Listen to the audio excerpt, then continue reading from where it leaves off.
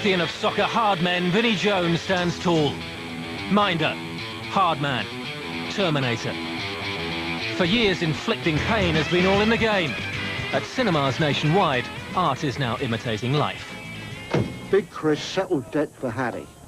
How can you be concentrating on improving this lovely tan, and it is a lovely tan, by the way, when you've got more pressing priorities at hand? I mean, it is, you know, very, very close, you know, because, you know, I can lose my temper. This is one of them high-power jobs, isn't it?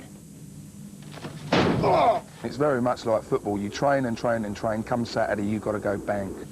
You owe what you owe. And by the time this tan's faded, you want to have paid.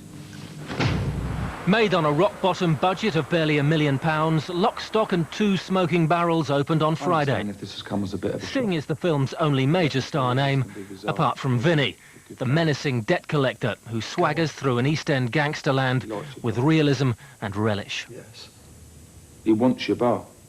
Look at me! Know what to see? See a bad mother. In the film, it portrays me as being a very cool person with a lot of charisma and all that, and I suppose anybody would want that around them, really. Action! The job well done. Made a few quid out of that one. If old adversaries can relate to the threatening hitman, ex-teammates and old friends will appreciate the underlying humour. Eric Cantona and Alan Shearer have reinvented themselves for the big screen, but Vinnie relentlessly throws himself into a role that was written with him in mind. And you do have a reputation. You know, I haven't heard people that laugh so much at the pictures, you know.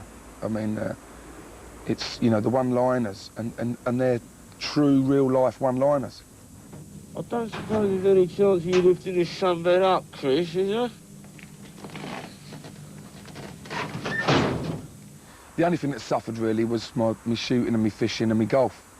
You know, instead of those three things that what I do after training, you know, they took a back seat and I was going and doing the filming in the afternoons. 391, take two. I don't like doing things by half. You know, and if there's a chance to give something 100%, I think you should give it 150% and, you know, and go for it and give it every chance. I've done that in life. And acclaim has replaced infamy. The Brit Movie of the Year could lead to offers from Hollywood. No longer, it seems, is Vinnie a dirty word. Do you want me to draw you a picture? I mean, I've had 12 years of being knocked as a footballer. I've now had 12 weeks of being told how good I am, and it's a lovely feeling. You know, there's two completely different sides to the media.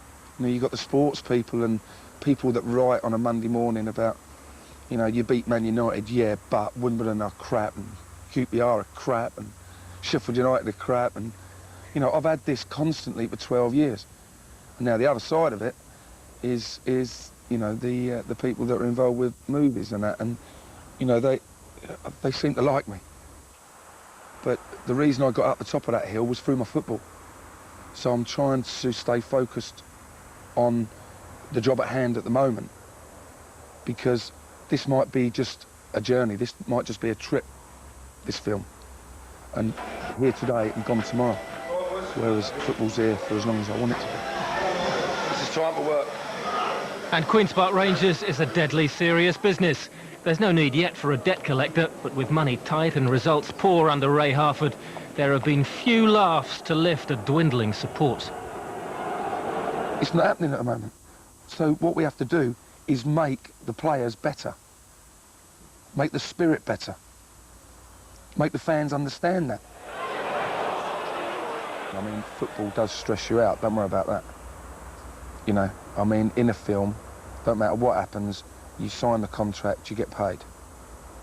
If the film does well, you get royalties. In football, especially as a manager, not as a player, as a manager, as we just found out with Kenny Dalglish, you're only as good as your last game. Booed off last week after scrambling a League Cup win over Walsall, Ray Harford and his player coach knew there was vast room for improvement. It never looked like happening on Saturday. Bury comfortably preserved their unblemished defensive record against a Rangers side that needed Vinnie's influence on the pitch. Told you so! Unlike some of his generation, though, Vinnie can cope with celebrity in all its different guises, while others are either too busy, too ignorant, or too scared to say what they really think. Vinnie gets stuck in. He can afford to forget his roots, but he never will. You know, you go out there and have a look at the park. There's kids with Chelsea shirts, Arsenal shirts, Wimbledon shirts, Crystal Palace shirts, and that's what the game's all about. You know, one thing is, you know, them kids are not going to be able to afford the shirts, let alone wear them, if this Super League comes in. You know, and then where's their future? They all want to play football. They're not ever going to have that dream. I mean, the dream will become a movie. That'll be the truth of it. It's been emotional.